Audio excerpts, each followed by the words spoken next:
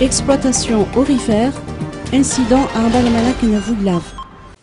Les habitants de la commune d'Ambalamana-Kenavoulav, dans le district de Mananzaj, exigent le départ d'une compagnie d'extraction minière chinoise opérant dans le domaine de l'exploitation aurifère dans cette localité. Ils réclament également le démantèlement d'une drague que les Chinois ont installée sur le site d'exploitation dans la perspective d'une meilleure production.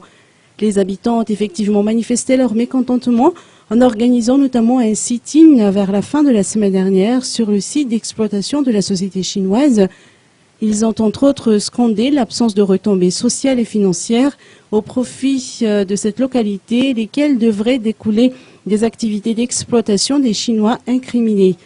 Les manifestants ont saisi cette occasion pour lancer un ultimatum d'une semaine à l'État malagasy à prendre en considération leurs revendications.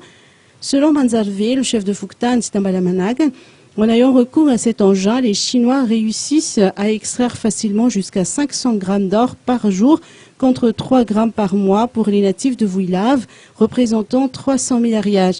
Or, force est de constater que la rivière d'Itsak est depuis devenue bouilleuse, voire même polluée.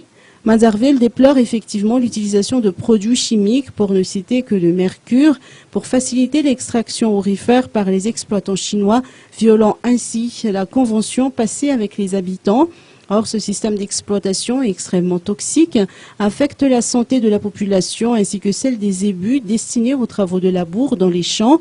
Dominique, porte-parole de la population de Vuilav, remet en cause la légalité des activités d'exploitation de la société chinoise. Il a également argué que les autorités locales ainsi que l'administration du district à la région ne privilégient pas vraiment la transparence dans cette situation.